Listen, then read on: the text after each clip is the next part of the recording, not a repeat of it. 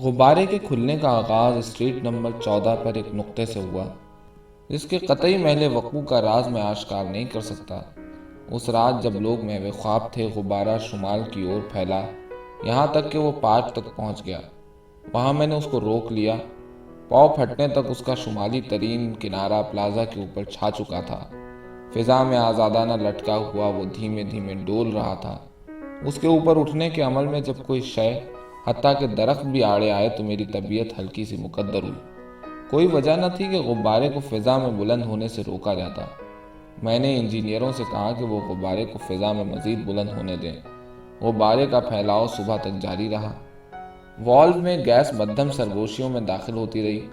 غبارے نے شرقاً غرباً بے ترتیب علاقہ اور ایونیو کے دونوں اطراف قریباً 6 بلاک اپنی لپیٹ میں لے لیے تھے۔ تو یہ صورتحال تھی اس وقت، لیکن صورتحال کہنا غلط ہے، اس سے مخصوص حالات کا تصور ذہن میں آتا ہے۔ حالات جن کا کوئی حل ہوتا ہے، حالات جن کا پیدا کردہ تناؤ کسی نتیجے پر پہنچنے کے بعد زائل ہو جاتا ہے۔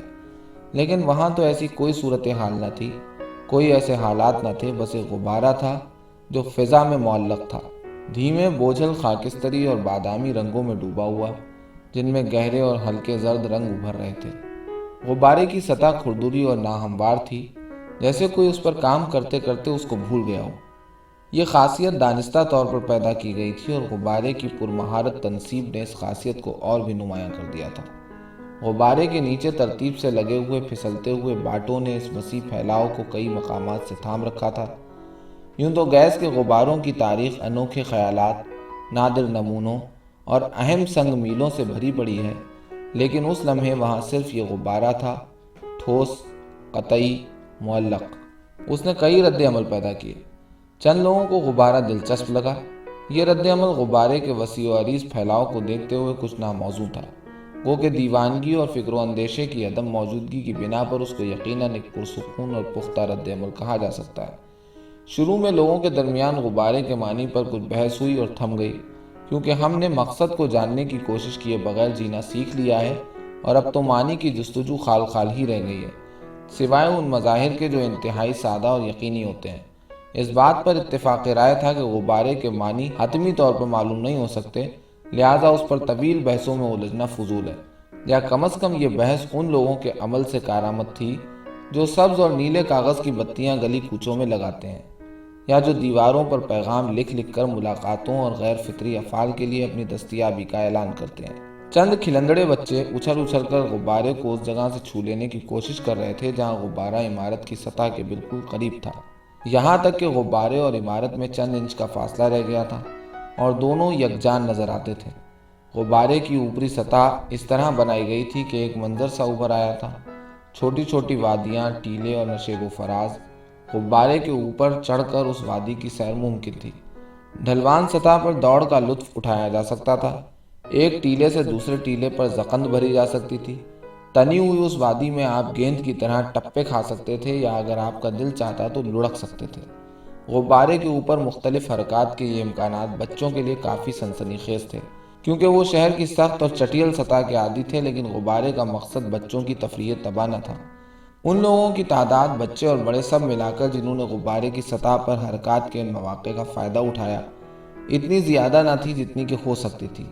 ایک خاص قسم کی جھجک، غبارے پر عدم اعتماد، اس کے علاوہ غبارے سے ایک طرح کا بیر، کیونکہ ہم نے وہ پمپ چھپا دیے تھے جن سے غبارے کے اندر ہیلیم بھری گئی تھی، اور پھر اس کا پھیلاؤ اتنا زیادہ تھا کہ حکام داخلے کے مقام کا کھوج نہ لگا سکتے تھے، یعنی اس مقام کا جہاں سے غبارے میں گیس بھری گئی تھی۔ شہر کے حکام جن کے دائرہ کار میں اس غبارے کا ظہور ہوا تھا جھنجھلاہٹ کا شکار تھے۔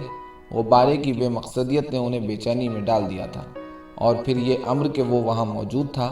اگر ہم نے بڑے بڑے حروف میں غبارے پر لکھ دیا ہوتا، لیبارٹری کے نتائج اس کی تصدیق کرتے ہیں کہ یا 18% زیادہ کارگر، تو یہ پریشانی پیدا نہ ہوئی ہوتی، لیکن میں غبارے پر اس قسم کی کوئی چیز لکھنے کا تصور بھی نہیں کر سکتا تھا۔ مجموعی طور پر حکام کافی متحمل نکلے، گو کہ یہ برداشت دو وجوہات کی بنا پر پیدا ہوئی تھی۔ اول تو یہ کہ رات کو خفیہ ٹیسٹ کرنے کے بعد وہ اس نتیجے پر پہنچ چکے تھے کہ غبارے کو نہ ہٹایا جا سکتا ہے اور نہ ہی برباد کیا جا سکتا ہے۔ دوسرا یہ کہ عام شہریوں میں غبارے کے لیے کافی گرم جوشی پائی جاتی تھی۔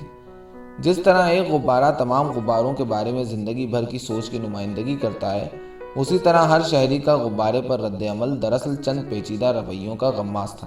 جیسا کہ اس جملے سے اظہار ہوتا ہے، اس وسیع غبارے نے مین ہیٹن کے شفاف اور چمکتے آسمان کو آلودہ کر دیا۔ اس شخص کے خیال میں غبارہ ایک طرح کی عیاری تھی جو لوگوں اور ان کے آسمان کے درمیان حائل ہو گئی تھی، لیکن در حقیقت وہ جنوری کا مہینہ تھا۔ آسمان کوہر سے گھرا ہوا، تاریک اور بدنما ہو رہا تھا۔ وہ آسمان ایسا نہ تھا کہ آپ کا دل چاہے کہ کھلی زمین پر لیٹ کر مسرت سے اس کو تکیں۔ غبارے کا اندرونی حصہ دل فریب تھا، اس کے بوجھل سلیٹی اور خاکستری رنگ اخروٹی اور پیلے ملائم رنگوں میں ابھر رہے تھے، لہٰذا گو کہ وہ شخص آلودگی کے بارے میں سوچ سکتا تھا، اس کے ذہن میں ایک پر لطف ادراک کی آمیزش ہوتی، ایسا ادراک جو اس کے پہلے خیال سے دست و گریباں ہو رہا ہوتا۔ دوسرے شخص کے لیے غبارے کا ظہور ایک غیر متوقع انعام کی مانند ہو سکتا تھا۔ مثلاً آپ کا افسر آپ کے کمرے میں داخل ہو کر اچانک کہے، ہنری، یہ لو، اس لفافے میں تمہارے لیے روپے ہیں، کیونکہ ہماری کمپنی دن رات ترقی کر رہی ہے اور جس ادا سے تم گلدان میں لگے پھولوں کو مسلتے ہو مجھے بے حد پسند ہے، بلکہ میں سمجھتا ہوں اگر تم ان پھولوں کو نہ مسلو تو شاید ہمارا بزنس اتنا عمدہ نہ چلے۔ اس شخص کے لیے غبارہ ایک شاندار اور جرأت آمیز تجربہ تھا، گو کہ ایسا تجربہ جس کو صحیح طور پر سمجھا نہ گیا ہو۔ ایک اور شخص کہہ سکتا تھا، ڈیش ڈیش کی مثال کے بغیر شبہ ہے کہ ڈیش ڈیش موجودہ صورت میں پایا جاتا۔ کئی لوگ اس سے متفق ہوتے اور بہت سے لوگوں کو اس کی بات سے اختلاف ہو سکتا تھا۔ پھیلنا اور منڈلانا، خواب اور ذمہ داری جیسے تصورات متعارف ہوئے۔ کچھ لوگ طویل تخیلات کے تانے بانے بننے میں مصروف ہو گئے، تخیلات جن کا تعلق غبارے میں خود کو گم کر دینے یا سمو دینے سے تھا۔ ان خواہشات کا ذاتی پہلو، ان کا منبع انسانی شخصیات کی انجانی عمیق گہرائیوں میں دفن تھا، لہٰذا ان خواہشات کا برملا اظہار نہ ہو پایا، لیکن اس بات کے شواہد موجود تھے کہ یہ خواہشات عام تھیں۔ اس پر بھی بحث ہوئی کہ آپ غبارے کے نیچے کھڑے ہو کر جو محسوس کرتے، اس احساس کی خاص اہمیت تھی۔ کچھ لوگوں نے کہا کہ غبارے کے نیچے انہیں تحفظ اور گرمائی کا ایسا انوکھا احساس ہوا جو انہیں زندگی میں پہلے کبھی نہیں ہوا تھا، جبکہ غبارے کے دشمنوں نے ایک طرح کی بوجھل اور جکڑے جانے کی سی کیفیت کا اظہار کیا۔ تنقیدی آراء میں اختلاف پایا جاتا تھا، ہولناک بوچھار، بربت، روحانی مسرت، بڑے چوکور کونے، تاریک حصوں سے کچھ متضاد، دقیانوسی انتخابیت جو اب تک غباروں کے نمونوں پر حاوی ہے، غیر معمولی قوت، نرم گرم خوابیدہ گزرگاہیں۔ کیا وحدت کو وسعت پر قربان کر دیا گیا ہے؟ تباہی کا پیش خیمہ چباتا ہوا۔ لوگوں نے ایک خاص طریقے سے غبارے کے ذریعے مقامات کا تعین کرنا شروع کر دیا۔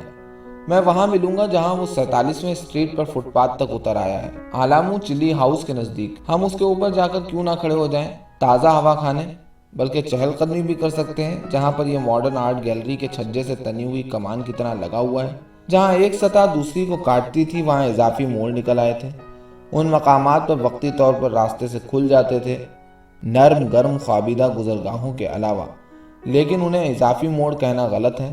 ہر موڑ اپنی جگہ اہم تھا اور نظر انداز نہ کیا جا سکتا تھا۔ کسی موڑ پر غبارے کا غبارے سے اتصال تھا، کہیں غبارے کا انسان سے ملاپ اور کہیں غبارے کا عمارت سے وصل۔ خیال تھا کہ غبارے کا جو پہلو پسند کیا گیا وہ اس کی لامتناہیت تھی، اس کی حدیں متعین نہ تھیں۔ کبھی کبھار کوئی پھولا ہوا آبلہ نما حصہ خود بخود تیرتا ہوا مشرق کی اور دریا کی جانب نکل جاتا، جیسا کہ فوج کی حرکت میدان جنگ سے دور ہیڈ کوارٹر میں نقشے پر نظر آتی ہے۔ پھر وہ حصہ دوبارہ اپنی جگہ آ جاتا، گویا کہ اسے واپس دھکیل دیا گیا ہو، یا پھر وہ حصہ ایک نئی صورت میں ڈھل جاتا، نئی آماجگاہ تلاش کر لیتا اور اگلی صبح غائب ہو چکا ہوتا۔ غبارے کی یہ خاصیت، اپنی ماہیت بدلنا، تبدیل ہونا، لوگوں کے لیے بے حد خوش کن تھی، کیونکہ ان کی اپنی زندگیاں بے لوچ کڑے سانچوں میں ڈھلی ہوئی تھیں۔ ان کے لیے تغیر ایک ایسی آرزو کی مانند تھا جس کو وہ پا نہ سکتے تھے۔ 22ویں دن ہمارے قدموں تلے کنکریٹ کے فٹ پاتھ پر بنے ہوئے قطعی اور یکساں مستطیلوں کے برعکس غبارے کا بے ترتیب وجود ذات کی گمشدگی کا امکان پیش کرنے لگا۔ مشینوں کی بڑھتی ہوئی اہمیت نے مخصوص تربیت کی میعاد اور طویل سپردگی کی ضرورت کا احساس بڑھا دیا ہے۔ جیسے جیسے یہ رجحان بڑھتا جا رہا ہے، زیادہ سے زیادہ لوگ ایک الجھانے والی عدم مناسبت کی بنا پر ان جوابات کی طرف مائل ہو رہے ہیں جن کا ایک نمونہ غبارہ تھا۔ جب تم ناروے سے واپس آئیں تو میں تم سے غبارے کے نیچے ملا۔ تم نے پوچھا کیا وہ میرا ہے؟ میں نے اس بات میں جواب دیا غبارہ، میں نے کہا، فطری خود نوشت کا ایک مظہر ہے، اور اس اضطراب اور جنسی محرومی کا آئینہ دار جو میں نے تمہاری عدم موجودگی میں محسوس کی۔ اب جب کہ تم ہیرگن سے واپس آ چکی ہو، نہ اس کی ضرورت باقی رہی ہے اور نہ ہی یہ موزوں لگتا ہے۔ غبارے کو ہٹانا آسان تھا، لہیم و شہیم اور لمبے ٹرک ہوا نکلے ہوئے غبارے کو لاد کر لے گئے۔ اب وہ مغربی ورجینیا کے ایک گودام میں پڑا کسی غمگین لمحے کا منتظر ہے، شاید ایسا لمحہ جب ہم ایک دوسرے سے خفا ہوں۔